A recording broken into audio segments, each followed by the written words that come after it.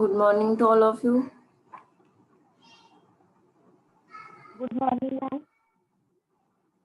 It's okay. So yesterday we start the new topic. It is the molecular spectra. So tell me about molecular bond. What are the different types of molecular bonds? Covalent bond, ionic bond, Right. So what is the definition of covalent bond? Bond formed by sharing of electrons. Right. What is the ionic bond? Transfer of a electron. What transfer of electron? Transfer Right. of one electron to another atom. Right. And the bond form about that transformation is called as the ionic bond. So right. Then third one condition hoti, there is no bond form. So how? Tell me. Two types झाले, but असे condition येते की there is no bond form in that molecule. So what is that?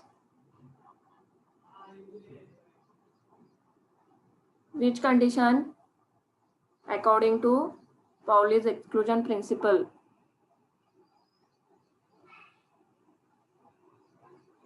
What? Which condition? What is the Pauli's exclusion principle? Tell me. No There two is electrons have electron. same structure. Right. No No two two electron electrons lives in same quantum state. असं म्हटलं तरी चालेल. There is no two electron can occupy a space between a same quantum state. कशीही तुमच्या लँग्वेजनुसार definition करू शकता. फक्त आपल्याला असं सांगायचं there is no two electron. Similar electrons cannot live in together in a one quantum state. So these are the definitions of molecular bond. So हे understanding झालं असेल. So next our article last लेक्चरला मी सांगितलं होतं की there is a some type of wave function. जो आपण हायड्रोजन मॉलिक्यूल बघतोय, आपण त्याचे बॉन्ड्स बघतोय. आपण काय बघतोय? Molecular bonds. त्याच्यामधून आपण आयनिक कोव्हलंट बॉन्ड्स बघितले आणि त्याच्यासाठी आपण एक हायड्रोजन मॉलिक्यूलचं एक्झाम्पल बघितलं होतं. तर हे हायड्रोजन मॉलिक्यूल आहे is in quantum mechanics. Quantum mechanical study करतोय. So it behaves like a wave function. See in the figure, see in your screen, this hydrogen molecule behaves like a wave function and it is denoted by psi. All people see in screen. बघा, the hydrogen molecule चं wave function study करायचं आहे. So it is denoted by a psi. So here there are two types of wave function. It is symmetric wave function and anti-symmetric wave function. Is it in? हे तुमच्या book मध्ये नाही आहे, but meaning clear व्हायला पाहिजे. That's why I am putting this slide. So notes I will sharing notes after lecture. So this is the wave function psi. So and this is also wave function psi. So in first figure you see psi s and another figure you see psi a. So what is the meaning of that? Psi s means the symmetric wave function and psi a means the anti-symmetric wave function. This is about which molecule? It is about hydrogen molecule, H2 molecule च्या बाबतीत बघतोय आपण. So what is their meaning? So what is meant by symmetric wave function? So yesterday's lecture we will see the bonding between two molecules, two H molecules. We have to refer a potential wells, both atoms किंवा both atoms of hydrogens. त्याच्यासाठी आपण काही Wales बघितला होता. तर त्याच्यानुसार आता ह्या वेल टाइप स्ट्रक्चर आहे बघा, समजावून घ्यायचं व्यवस्थित.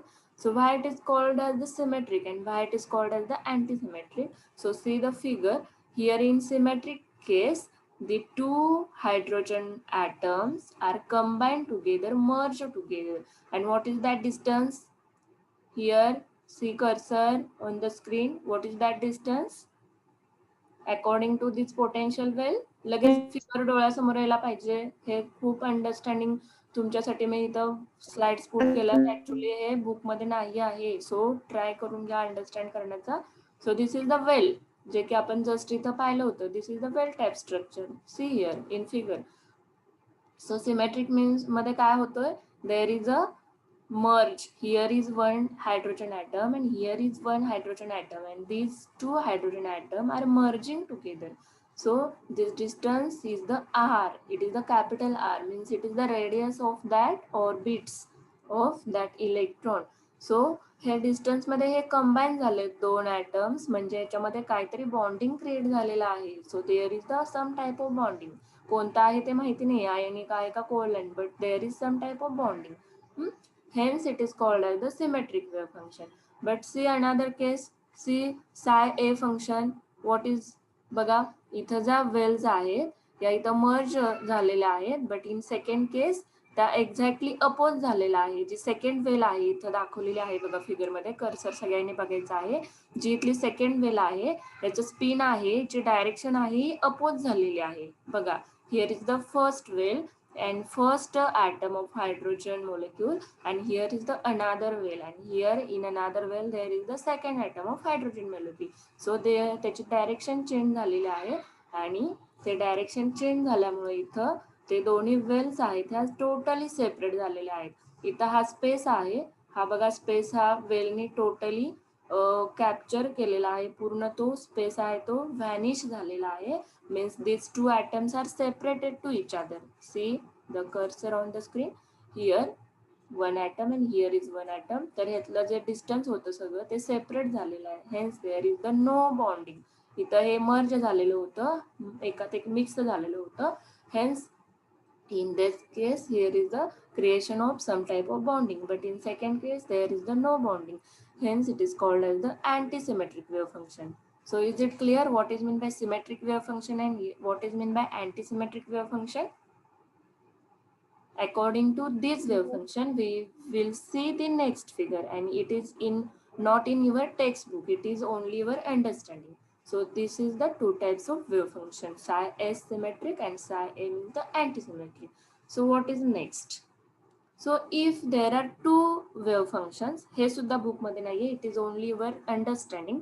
सो मला असे काहीतरी दोन स्टेट्स हव्यात. आता आपल्याला काय बघायचं आहे, आपण प्रत्येक वेळी दोन स्टेट बघणार आहे. आपल्याला बॉन्डिंग आणि अँटी बॉन्डिंग बघायचं आहे. So if there are two systems are given to you, first system is psi A of one. This is first system बघा, psi A of one, and this is the second system psi B of two. So what is the meaning of that? तर ह्याच्या meaning तुम्हाला कळणं खूप गरजेचं आहे. So say means what? Already we have say this. Psi be the wave function.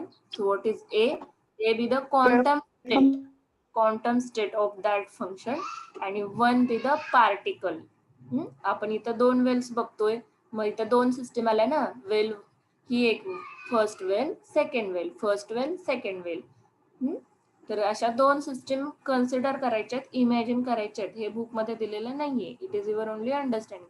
So मग to system साय A1 आणि साय बी ऑफ टू. सो त्याचं मिनिंग काय असेल? पहिल्या सिस्टीमसाठी साय means wave function, small A means quantum state of that wave function, and Wien be the particle.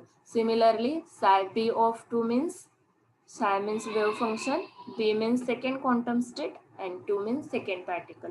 जर एखादी सिस्टीम जर डिफाईन करायची असेल आणि त्या डिफरंट असतील तर त्या कशा डिफाईन करायच्या, किंवा त्याची क्वांटम स्टेट कुठली आहे, तो पार्टिकल कुठला आहे, हे समजण्यासाठी हे मिनिंग्स कळणं गरजेचं आहे. So your wave function symmetric antisymmetric ते कसे डिफाईन करायचे we will see now. Then what is next? So see figure. Now this is the figure in your book.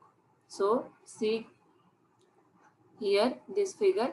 This is the symmetric and antisymmetric wave functions of H2 molecules or hydrogen molecule or hydrogen atom. So what is the figure title? It is the combination of two one wave functions, two 1s wave function of H atom to form symmetric and antisymmetric wave function. हे book मध्ये दिलेलं आहे.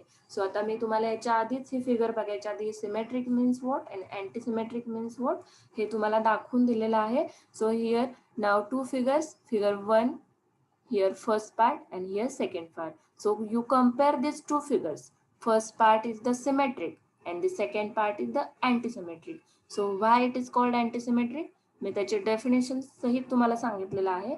So आता कोण सांगेल what is the difference, why it is called antisymmetric and why it is called symmetric. This is two. Here first case बघा, इथं psi A दाखवलेला आहे. So A B the vote, आणि इथं पहिल्याच फिगर मध्ये सेकंड बघा बी दाखवलेला आहे. So what is that A and B, now we already scene.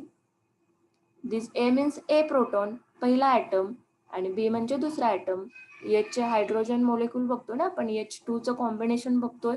So this wave function साय ए मीन्स हिअर, हे पहिलं वेव्ह फंक्शन पण कोणाच्या बाबतीत, ए या प्रोटॉनच्या बाबतीत किंवा ए या ॲटमच्या बाबतीत. So what is psi B, psi B means it is the wave function of proton B किंवा wave function of proton particle B. इथं आपण आता पाहिलं मी त्याची डेफिनेशन.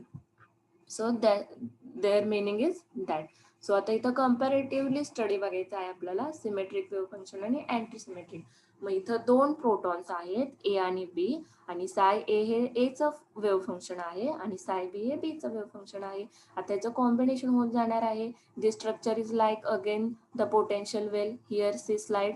इथं बघा, इथं दोन वेल्स परत एकत्र आलेले आहेत. This capital R be the radius of that well. मग ते कसं मर्ज होणार आहे, कसं त्या आरचं डिस्टन्स व्हॅरी झालेलं आहे. If this R varies decreasing or increasing, what is the behaviour of that well, हे सगळं हे या फिगरमध्ये दाखवलेलं आहे. सो कोण सांगेल, first of all tell me why it is called antisymmetric. इथं हा सिमेट्रिकचा पार्ट दाखवलेला आहे आणि इथं हा अँटीसिमेट्रिकचा पार्ट दाखवलेला आहे. So what is the difference, त्याच्यासाठी मी अगोदरच तुम्हाला डेफिनेशन्स क्लिअर केलेल्या आहेत. सिंपल आहे ना किती. पहिल्या फिगर मध्ये साय ए प्रोटॉन ए या पार्टिकलचं वेव्ह फंक्शन आहे, साय बी हे बीचं वेव्ह फंक्शन आहे. मग टॅली करा ना, इकडे काय झालं अँटीसिमेट्रिक मध्ये, बी इकडे जसं ए हा सोडून द्या, ए पहिल्यासाठी सेम आहे, साय ए इकडं सिमेट्रिक मध्ये अँटीसिमेट्रिक मध्ये सेम आहे. पण आपल्याला कॉम्बिनेशन दोन्हीचं कॉम्बिनेशन बघायचं आहे. आता ही पहिला मोलेक्युल इथं सेम आहे, सिमेट्रिक आणि अँटीसिमेट्रिक. पहिला ॲटम हायड्रोजनचा सेम आहे. ए हा पहिला ॲटम कन्सिडर करा, बी हा हायड्रोजनचा दुसरा ॲटम करा. आपल्याला H2 मोलेक्युल तयार करायचा आहे. समजतंय का मी सांगतेय. आता ह्याचं कॉम्बिनेशन करायचंय आपल्याला. मग सुरुवातीला हा एकसारखाच आहे साय ए, त्याच्यानंतर बी इकडे जावा, मला आता बी हा ए मध्ये मिक्स करायचा आहे. एवढं फोडून कोण सांगणार नाही बघा. मग आता बी इथं सेम आहे, बीची पोटेन्शियल वेल बघा, जी की आपण इथं बघितलेली आहे ऑलरेडी. इकडं ही पोटेन्शियल वेल. तर आता बी इकडे काय झालं अँटीसिमेट्रिक मध्ये, का त्याला अँटीसिमेट्रिक म्हटलंय आपण, because it changing their direction. इथं बघा, इथं सिमेट्रिक मध्ये जी बीची डायरेक्शन आहे ती इकडं, या अँटीसिमेट्रिक मध्ये त्याची डायरेक्शन चेंज झालेली आहे, ओव्हरलॅपिंग झालेलं आहे, म्हणून आपण त्याला इथं अँटीसिमेट्रिक म्हटलेलं आहे. जर तो ओव्हरलॅप इथे डिरेक्शन चेंज केला असेल इथं त्यानं, तर त्याच्यामध्ये बॉन्डच क्रिएट होणार नाहीये. So in this case there is no bonding, hence it is called as the. मग आता इथं सुरुवात झाली, त्याची डायरेक्शन त्यानं चेंज केली. कसं स्टडी करायचंय बघा. आता इथं दोन प्रोटॉन ए आणि इकडं हा बी, आता हे मला कंबाईन करायचे आहेत. सिमेट्रिक मध्ये आता ते कंबाईन होतील. इथं सेम आहे, ए पण सेम आहे, बी पण सेम आहे. मला त्याचं कॉम्बिनेशन करायचं आहे अकॉर्डिंग टू पोटेन्शियल वेल्स. तर इथं सेम असताना त्याचं कॉम्बिनेशन होईल. बट आता इथं ह्या पोझिशन मध्ये ए हा वेगळा डायरेक्शन आहे, अप्पर साईडला एची डायरेक्शन आहे. पण बी हा काय झालेला आहे, बीने त्याची डायरेक्शन चेंज केलेली आहे. मग हा ए आणि हा बी हा कंबाईन केला मी इथं. मग त्याची रेडियस आहे इथं, हे डिस्टन्स आर ने आपण दाखवलेलं आहे. पण आता हे कॉम्बिनेशन कसं दिसेल तुम्हाला स्क्रीनवरती बघा. अँटीसिमेट्रिकचा हा ए आणि हा बी कंबाईन झाला इथे. मग ह्याची डायरेक्शन अपोज आहे ए आणि बी चे. So there is a no bonding. But here in symmetric केसमध्ये दोन्हीची डायरेक्शन सेम आहे, here and here, here A आणि हिअर बी. सो ह्याचं इथं बॉन्डिंग होणार आहे, ह्याचं मर्जिंग होणार आहे, ह्याचं ऍडिशन होणार आहे, आणि here there is a some type of bond formation होणार आहे. So this is the symmetric. मग एवढं तुम्हाला डिफरन्स समजावून घ्यायचं फक्त, व्हॉट इज सिमेट्रिक आणि व्हॉट इज अँटीसिमेट्रिक. अँटीसिमेट्रिक मध्ये त्याचे डायरेक्शन चेंज होणार आहे. मग जरी डिस्टन्स हे आरचं कमी जास्त झालं तरी काहीच फरक पडणार नाही ना, कारण डायरेक्शनच चेंज झालेलं आहे, म्हणजे ते नेचरच डिफरंट झालेलं आहे. दोन ऍटम मोलिक्युल एकत्र येण्यासाठी ते एकसारखे असायला पाहिजे आहेत, बट अँटीसिमेट्रिक मध्ये तसं होत नाही. म्हणूनच आपण इथं म्हणतोय in antisymmetric state there is a no probability of a bond formation, but in case of symmetric there is a maximum probability of a bond formation, जे की ऑलरेडी आपण येस्टरडेच्या लेक्चरला ते पाहिलेलं आहे. So this is the wave function symmetric आणि antisymmetric. तर एवढं त्याचं मिनिंग आहे. तर हे आणखीन तुमचं कन्फ्युजन होऊ नये म्हणून आणखीन हीच फिगर, ही फिगर बघितली का अजून एकदा सगळ्यांनी नीट, की हे वेव्ह फंक्शन साय ए आणि बी हे कन्सिडर करायचे आहेत. दोन वेगळे वेगळे ॲटम्स आहेत ते कंबाईन करायचे आणि मग त्याच्या थ्रू सिमेट्रिक आणि अँटीसिमेट्रिक. मग हे नुसतं इमॅजिन करायचं आहे आपल्याला. बुकमध्ये तुम्हाला एवढीच फिगर दिलेली आहे. तर आणखीन डीपमध्ये ह्या फिगर्स अशाच का येतात किंवा या पोझिशनला त्या ॲटमची किंवा त्या ॲटम मधल्या न्यूक्लियसची पोझिशन काय असते हे मी तुम्हाला दाखवण्याचा इथं प्रयत्न केलेला आहे, जे की बुकमध्ये नाही आहे. तर बघा प्रत्येक फिगरनुसार आपण आता हे फक्त हवेत बघतोय किंवा इमॅजिनेशन मध्ये या फिगर मध्ये बघतोय की here is the atom, here is the B आणि here is the combination. In antisymmetric मध्ये त्याची डायरेक्शन बी या प्रोटॉनने चेंज केलेली आहे. बट ऍक्च्युअली व्हॉट हॅपन्स हे नेक्स्ट स्लाइड मध्ये इथं तुम्हाला दिसणार आहे. So see figure, this figure परत समजावून घ्या. जर हे बॉन्डिंग, हे प्रोटॉनची पोझिशन जर तुम्ही समजावून घेतली तर ही तुमची फिगर ऑटोमॅटिक तयार होईल. हे बुकमध्ये नाही आहे, सो हे बघून घ्यायचं आहे. तर या फिगरनुसार बघा आता त्याचं डिस्टन्स, त्याची पोझिशन आणि त्याचे हे वेव्ह फंक्शन्स. आता consider first figure. This is the part of symmetric wave function, this is the part of antisymmetric. हीच फिगर आहे बरं का, फिगर सेम आहे बट पोझिशन बघायची आहे प्रत्येक एच ॲटमची, हायड्रोजन ॲटमची, त्याच्या न्यूक्लियसची. आणि त्या फिगरवरून तुम्हाला हे वेव्ह फंक्शन्सचे ग्राफ आहेत ते प्लॉट करता येऊ शकतात. बघा it is very interesting. So पहिला फंक्शन, पहिला मोलिक्युल आहे इथं ए, हा ए घेतलेला आहे. दोन ॲटम आहेत. This is different, this is different. This is for A part, this is for B part. मग आता ए साठी त्याची न्यूक्लियसची पोझिशन बघा कशी आहे. तर इकडं न्यूक्लियस आहे ए साठी. बी साठी हा राईट साईडला आहे. ए साठी त्याचं हे जे साइन आहे पॉझिटिव्हचं हे राईट साईडला आहे आणि एकदा लेफ्ट साईडला आहे बी साठी. हे झालं ए, हे झालं बी. समजतंय का? हे डाव्या साईडला म्हणून हा ग्राफ मी डाव्या साईडला घेतलाय. आता इथं सेकंड मोलिक्युल, सेकंड ॲटम मध्ये त्याची पोझिशन आहे ही राईट साईडला आहे म्हणून हा तुमचा ग्राफ इथं राईट साईडला दिले. मी एक तुम्हाला क्लू देते की ध्यानात कसं ठेवायचं असते. बघा या फिगर मध्ये हे उगाच ग्राफ तुम्ही पाठ करत बसणार, त्याच्यापेक्षा ह्या ॲटमच्या पोझिशन्स ध्यानात ठेवा, त्याच्यावरून ऑटोमॅटिक तुमचा ग्राफ तयार होईल. खूप सोपं आहे, हे बुक मध्ये नाहीये. तर this are two different graphs, sorry these are two different atoms. मग आता त्यांचं मला कॉम्बिनेशन करायचं आहे. मग आता इथं कॉम्बिनेशन व्हायला सुरुवात झालेली आहे म्हणून हा इथला आर आहे हा जास्त असणार आहे. अजून सुरुवात झालेली आहे. जसा हा आर कमी होईल, हे डिस्टन्स म्हणजे आर म्हणजे काय आहे, रेडियस आहे. समजतंय का? आता हे टू ॲटम्स आहेत हे मर्ज व्हायला लागलेले आहेत एकात एक. तर आता इथे सुरुवात झालेली आहे. मग सुरुवातीला तो आर तुमचा काय असणार आहे हो, हा ग्रेटर असणार आहे. परत ते मर्जिंग वाढेल, तो आर आहे तो काय होईल, आर जो आहे तो तुमचा परत स्मॉल होईल. आर स्मॉल झाली, रेडियस स्मॉल झाली म्हणजे आता हे एकमेकाच्या क्लोज यायला लागलेले आहेत. C this figure.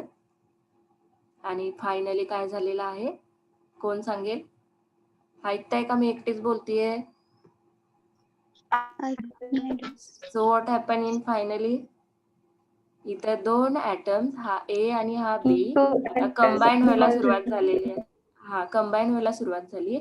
सेकंड लास्टला बघा आता तो एकदम मर्ज व्हायला लागलेला आहे आणि लास्ट वनला काय झालेलं आहे हो, it is totally merge to each other. आणि इथं जो एचचा वन ॲटम होता आणि इथं जो एचचा वन होता तो फायनली काय झालेला आहे, टू झालेला आहे. इथे शेवटच्या फिगर मध्ये टू दिसते का बघा. and it is totally merged hydrogens to atom and it is the H2 molecule and that's why the intensity of that graph. कोणाला कळालं का हे?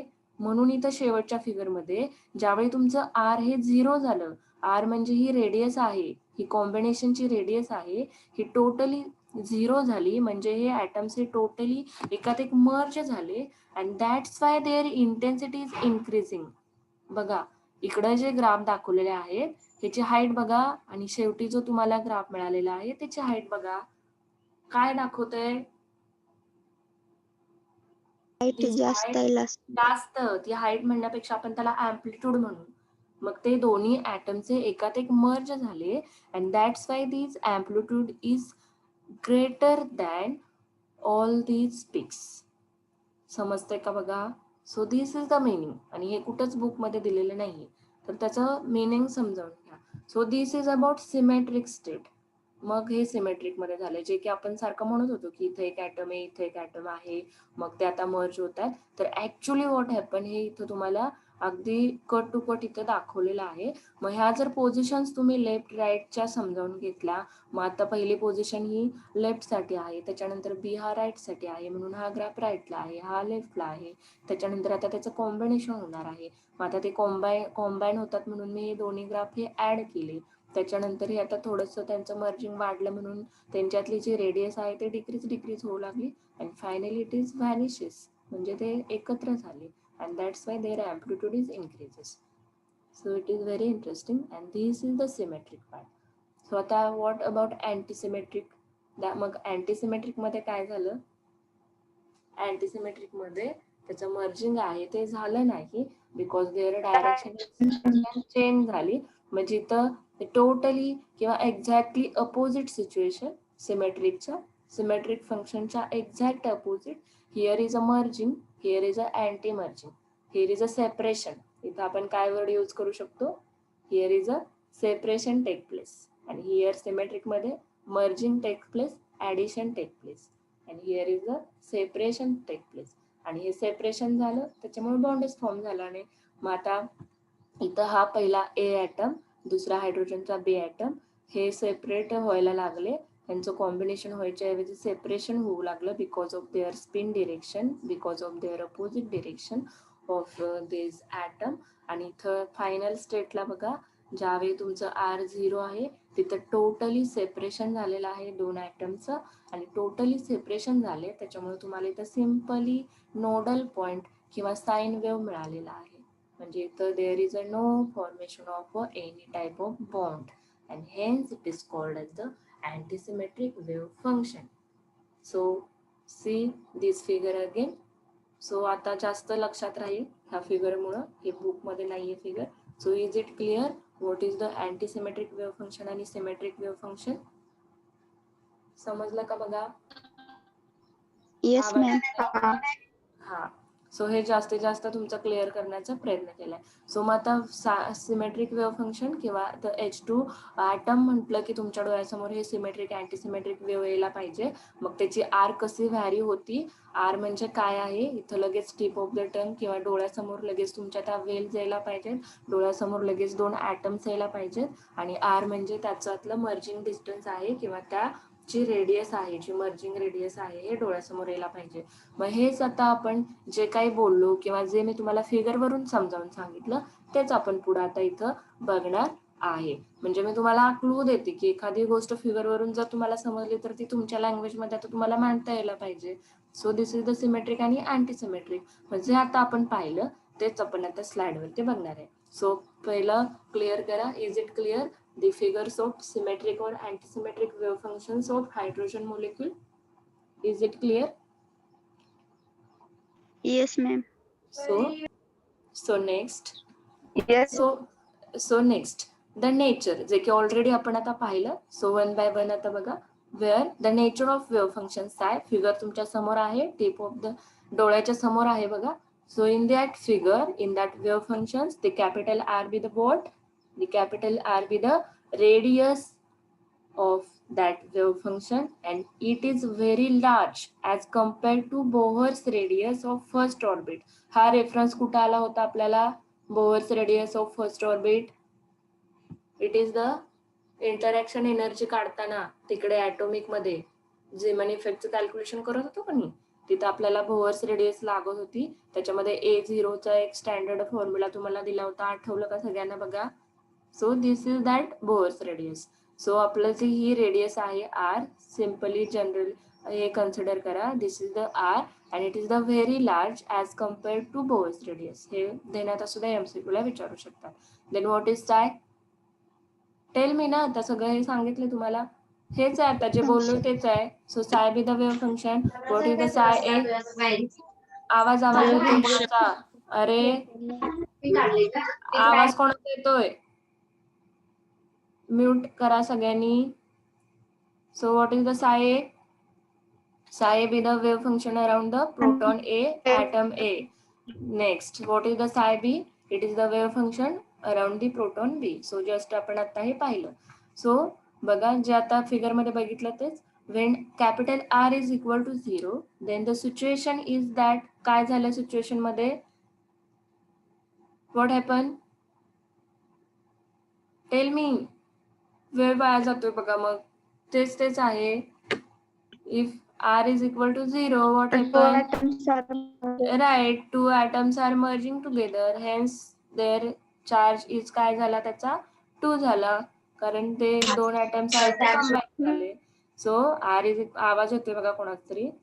So capital R is equal to 0, then the situation is that He plus ion is combined together. So psi is 1s wave function of He plus and having the 2 electron charges. So therefore their amplitude is double, जे की आपण आत्ताच इथं पाहिलं. So their amplitude is double and increases. So this is in case of R is equal to 0. Is it clear? R 0 असतानाची condition बघितली, त्याची amplitude ए आणि बी ची काय झालेली आहे, मर्ज होऊन डबल झालेली आहे. So what is next? Thus in symmetric wave function psi s, there is a maximum possibility the formation of the stable molecular system. हे ऑलरेडी आपण पाहिलेलं आहे, जे पाहिले तेच आपण सांगतोय. म्हणजे सिमेट्रिक वेव्ह फंक्शन मध्ये there is a maximum possibility to formation of any type of bond and means it is the formation of the stable molecular system. So this is one point. त्याच्यावरून आता second काय सांगू शकाल? But in case of antisymmetric combination किंवा antisymmetric system there is a no probability of finding the electron or any type of bond. Hence in this antisymmetric system there is a no bond formation. किंवा त्याची possibility असेल ही खूप negligible असेल किंवा निग्लिजिबली small असेल. So 3 condition clear झाल्या का या फिगर वरून? पहिली condition R is equal to 0, this amplitude of photon A and B is maximum. त्याच्यानंतर दुसरी condition, second condition, if system is symmetric then there is a maximum possibility to stable molecular formation, and third one is in antisymmetric system there is a very negligible possibility to formation of stable molecular system. Means in antisymmetric system there is a deficiency of negative charges and it results the repulsive force between two protons. आता मला कोण सांगेल अँटीसिमेट्रिक आणि symmetric मध्ये कुठला force असेल? आता इथं रेफरन्स आले बघा, रिपल्सिव्ह फोर्स. आता आपण या फिगर वरून बघितलं आहे. Symmetric means here which type of force आणि antisymmetric means here which type of force? Tell me, it is very easy. Symmetric means there is a attractive force आणि अँटीसिमेट्रिक मीन्स आता हे लांब चाललेत एकमेकांपासून, हे दूर चाललेत, means it is repulsive force. ह्याचं मी एक अॅनिमेशन आहे, ते पण मी तुम्हाला आणखीन दाखवणार आहे अंडरस्टँडिंग साठी. सो हे तुमच्या डोक्यात लगेच यायला पाहिजे. There are 2 types of force. In symmetric there is a attractive force and in antisymmetric there is a repulsive force. So this is the reference. So the deficiency of negative charges म्हणजेच काय आहे तर repulsive force between two protons. So is it clear? Symmetric, antisymmetric. Sir हे clear झालं असेल तुमचं. So what is next? आता we have to see the energy level diagram of that hydrogen molecule किंवा H2 molecule. आता आपण हायड्रोजनशी related study करतोय, मोलिक्युलर बॉन्ड्स बघतोय, बॉन्ड्स बघितले, त्याचं वेव्ह फंक्शन बघितलं. So what is about energy? So एनर्जीसाठी पण जास्त काही स्टडी तुम्हाला नाही आहे, जस्ट हे डिफाईन केलेलं आहे फक्त. सो ही फिगर पाहून घ्या. हे मिनिंग्स बुकमध्ये नाही, हे सुद्धा मी तुमच्यासाठी इथं ऍड केलेलं आहे. You have in your text book only this figure. So what is their meanings, हे मिनिंग समजले पाहिजे. So first energy level diagram पाहून घ्या. बघा figure, it is a energy level diagram of H2 system with nuclear separation R. कसली figure आहे बघा, याच्या भोवती आपण फिरत होतो आता आर भोवती. आर म्हणजे लगेच आता तुमच्या डोक्यात काय आलं पाहिजे, हा कोणता आर आहे तर हा रेडियस आहे. मग हे न्यूक्लिअर सेपरेशन किंवा त्या दोन ॲटमचं त्या प्रोटॉन ए आणि पीचं जे कॉम्बिनेशन होतंय किंवा जे सेपरेशन होतंय हे कशावर डिपेंड आहे हो? तर ह्या डिस्टन्सवरती. दोन प्रोटॉन मधलं जे डिस्टन्स आहे की नाही त्याला आपण आर म्हणतोय किंवा वेलमध्ये दाखवलेलं आपण त्या वेल्स ह्या कशा एकत्र येतात आणि कशा दूर जातात हे कशावर आहे तर या आर वर डिपेंड आहे. म्हणजेच त्याला काय म्हटलेलं आहे, it is called as the nuclear separation and it is denoted by capital R. म्हणजेच त्याला आपण रेडियस असं म्हटलेलं आहे. तर खूप सोपं आहे. जस्ट तुम्हाला इथं एनर्जी डिफाईन करायची आहे. नुसतं त्याच्या मिनिंगचं इंट्रोडक्शन आहे, अजिबात डीपमध्ये स्टडी नाहीये. सो फिगर बघा सगळ्यांनी. In figure here first curve shows VP, then another capital EA total, then third one capital ES total, then fourth one capital EA आणि fifth one capital ES. So tell me what is the meaning of that? हे books मध्ये नाहीये तरी पण तुमच्यासाठी इथं meaning दिलेले आहेत. काही गरज नाहीये, आपण त्याचे सगळे मिनिंग आता बघितलेले आहेत. व्हीपी फक्त न्यू आहे, बट बाकीचे you all people know this. So what is EA? आपण काय बघतोय, एनर्जी लेवल डायग्राम बघतोय. EA म्हणजे काय असणार मग, एनर्जी ऑन राईट. हे राईट. सिम्पली इकडं पण बघायची गरज नाहीये. सिम्पली EA म्हणजे काय असणार आहे, energy in antisymmetric state. ES म्हणजे काय असणार आहे, energy in symmetric state. So total ES आहे म्हणजे total energy of symmetric state. इथे देन कर्व आहे बघा, EA total means total energy in antisymmetric state. झाले, किती सिंपल मिनिंग आहे. सो राहिला विषय हा फक्त व्हीपीचा. VP is the their potential energy. कारण तुमचे जे दोन प्रोटॉन्स आहेत ते मूव्ह होणार आहेत, ते कंबाईन होणार आहेत, मर्ज होणार आहेत. मग हे काय होणार आहे, हे कशामुळे होत आहे सगळं, हे इलेक्ट्रॉन्स मूव्ह होत आहेत ना, मर्ज होत आहेत म्हणजे काय होत आहे, तर त्यांचे इलेक्ट्रॉन शेअर करतायत, ट्रान्सफर करतायत, मूव्ह होत आहेत. मूव्ह झाल्याशिवाय शेअरिंग होईल का, मूव्ह झाल्याशिवाय ट्रान्सफॉर्मेशन होईल का, आणि ते नाही झाले तर बॉन्ड भेटतील का आपल्याला, बॉन्ड फॉर्मेशन होणार नाही. मग हे सगळं कशाच्या थ्रू होत आहे, this is the because of their potential energy of that protons, neutron or their electrons. So असा हा एनर्जीचा कर्व आहे. तर त्याचे मिनिंग्स आपण पाहिले. VP be the potential energy, ES म्हणजे इलेक्ट्रिकल एनर्जी सिमेट्रिक सिस्टीम साठी, EA म्हणजे अँटी सिमेट्रिक साठी. तर हे कर्व फक्त ध्यानात ठेवा. त्याच्यानुसार आता आपल्याला इथं न्यूक्लिअर सेपरेशन दाखवलेलं आहे बघा. हा आर आहे, हे तुमचं व्हॅरी झालेलं डिस्टन्स कर्सरकडे बघायचं आहे सगळ्यांनी. हे जस्ट इंट्रोडक्शन आहे, काहीच ते ह्याच्यामध्ये डीप किंवा एखादं एक्सप्रेशन वगैरे नाही. फक्त ते कसं त्याचं बिहेवियर आहे, कसं रिॲक्ट होतं किंवा त्याचे डेफिनेशन काय आहे, एवढा स्टडी फक्त इथं तुम्हाला बुकमध्ये दिलेला आहे.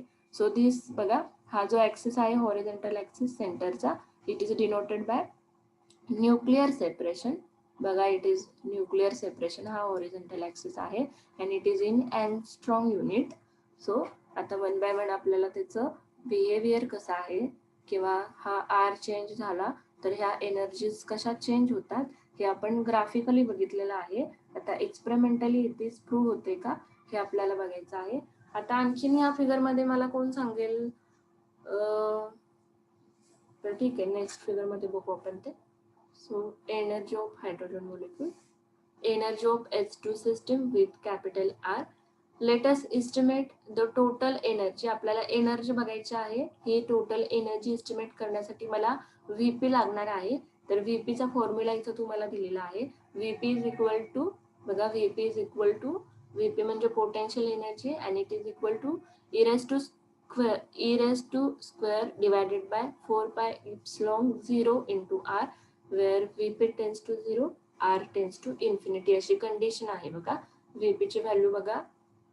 देन व्हॉट इज नेक्स्ट, मग मला आता एनर्जी कॅल्क्युलेट करायची आहे सिमेट्रिक स्टेटसाठी आणि अँटीसिमेट्रिक स्टेटसाठी. अजिबात सुद्धा काही अवघड नाहीये, मी तुम्हाला आयडिया देणार आहे प्रत्येक ठिकाणी. तर इथं ही फिगर तुमच्या समोर आहे. त्या फिगर मध्ये आपल्याला दोन पार्ट करायचे आहेत. एक आहे किंवा दोन एनर्जीज दिलेल्या आहेत ऑलरेडी. एक आहे ई सिमेट्रिक, एक आहे ई अँटीसिमेट्रिक. तर याच्यामध्ये तुम्हाला फक्त व्हीपी नोन पाहिजे आहे. तर तो व्हीपी ची व्हॅल्यू इथं दिलेली आहे बघा. VP is the potential energy.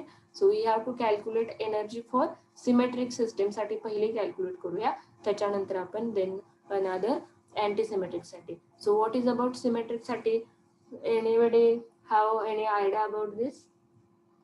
Figure तुमच्या समोर आहे. मला टोटल एनर्जी कॅल्क्युलेट करायची आहे फॉर सिमेट्रिक सिस्टम साठी. So guess how we can get this total energy figure किंवा energy curve in front of you. Who tail?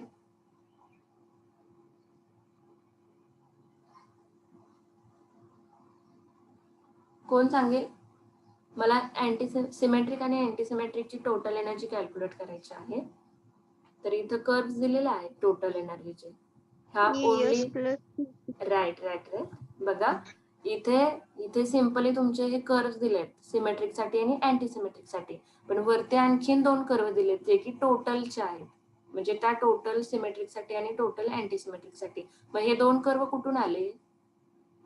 बरोबर सांगितले मयुरीने. It is the combination of this symmetric and this potential energy. Then we get ES total. समजतंय का बघा? It is the combination of only this ES and potential energy. Then we get this third curve. Similarly, the combination of this EA means energy of antisymmetric system and this potential energy. Then we get this curve EA total. समजतंय का बघा? सिमेट्रिकची energy आणि potential energy यांची addition. Then we get ES total. And antisymmetrical energy plus this potential energy, then we get EA total, means total energy in antisymmetric state. So is it here? बघा for symmetric system साठी ES total is equal to ES means in your graph this level plus combination of this potential energy. So is it clear? It is the definition. हे MCQ ला विचारू शकतात तुम्हाला. आणि similarly ES total आपण इथं काढले, EA टोटल काढलेला आहे आणि it is the combination of EA plus VP. आणि हे सगळं फिगर मध्ये आहे. EA प्लस हे VP. त्याच्यावरून हे 2 ग्राफ तुम्हाला इथं दिलेले आहेत. सो 1 बाय 1 आपण बघू. VP ची व्हॅल्यू तुम्हाला दिलेली आहे. सो फॉर सिमेट्रिक सिस्टीम साठी at R is equal to 0. R is equal to 0 वरती काय झालेलं आहे तेच रिपिटेशन आहे. R इज इक्वल टू 0 असताना काय झालंय? माझा चार्ज आहे न्यूक्लियसचा तो काय झालाय? इलेक्ट्रॉनचा. झेड काय दाखवतो? तुमचा न्यूक्लियसचा चार्ज दाखवतो. मग तो चार्ज माझा काय झालेला आहे? डबल झालेला आहे. झालाय का डबल? झालेला आहे डबल. इथं एकात एक मिक्स झाले ना 2 ऍटम्स आणि त्याचा चार्ज हा 2+ झालेला आहे. लगेच फिगर तेच रिपिटेशन आहे, फक्त लँग्वेज बदलते आणि तुम्ही गोंधळून जाता. तर अजिबात तसं करू नका. तर इथं माझं सिम्पली आपल्याला आता सिमेट्रिक साठी मला एनर्जी कॅल्क्युलेट करायची आहे. त्याची डेफिनेशन तुमच्या डोळ्यासमोर मी इथं ठेवलेली आहे. आता सिमेट्रिक साठी डेफिनेशन. मग आता माझी कंडिशन आहे R इज इक्वल टू 0 म्हटलं की लगेच तिकडे फिगर आठवायला पाहिजे तुम्हाला अँटीसिमेट्रिक आणि सिमेट्रिकची. आणि त्याच्यामध्ये काय होतं R इज इक्वल टू 0 हे लगेच डोळ्यासमोर यायला पाहिजे. सो इथं चार्ज आहे तो डबल झाला तुमचा. आपण एनर्जी कॅल्क्युलेट करतोय. मग आता हा चार्ज डबल झाला म्हणजे इथं 2 न्यूक्लियस आहेत. 2 न्यूक्लियस एकात एक येणार आहे. मग 2चा डबल झाला म्हणजे इथं तुमची एनर्जी किती झाली? तो चार्ज किती झाला? 4 झाला ना. इथं म्हणजे 2 न्यूक्लियस एकात एक आले. इथं हा A चा एक न्यूक्लियस आणि B या प्रोटॉनचा एक न्यूक्लियस. हे दोन्ही एकत्र आले म्हणजे न्यूक्लियसची संख्या किती झाली? 2 झाली. ZB आपला काय दाखवतो? ZB द न्यूक्लिअर चार्ज पहिल्या चॅप्टर मध्ये झालेला आहे. मग आता 2 आहे. झेडची संख्या किती झाली? 2 झाली. आणि R असताना त्याचा चार्ज हा डबल होतोय म्हणजे Z स्क्वेअर झाला. मग Z हा 2 आहे तर त्याचा स्क्वेअर किती होईल? 4 होईल. हे डोक्यात घ्यायचे सगळ्यांनी. मग आता मला H ऍटम ग्राउंड स्टेटला असण्यासाठी आपल्याला काय काढायचं आहे? त्याची एनर्जी काढायची. मग आता हा R असताना हा Z आहे तो स्क्वेअर झाला, डबल झाला. मग हा R 0 असताना but when its original position, ज्यावेळी हा तुमचा H ऍटम आहे जो ज्यावेळी तो ग्राउंड स्टेटला आहे. ग्राउंड स्टेटला म्हणजे कुठं? जो त्याच्या ग्राउंड स्टेटला आहे. आपापल्या पोझिशनला आहेत ना इथे 2 ऍटम अजून मर्ज झालेले नसताना. ग्राउंड पोझिशन म्हणजे त्याचे they have their own position. आता ग्राउंड पोझिशनला आहेत त्यावेळी त्यांची एनर्जी किती आहे तिथं ग्राउंड पोझिशनला असताना? It is the -13.6 electron volt एवढी आहे. मग आता मला टोटल एनर्जी काढायची. कोण सांगेल किती सोपं आहे? आता ही ग्राउंड स्टेट एनर्जी प्रत्येक प्रोटॉन जे सेपरेट आपण A आणि B 2 प्रोटॉन हे मर्ज व्हायच्या अगोदर ग्राउंड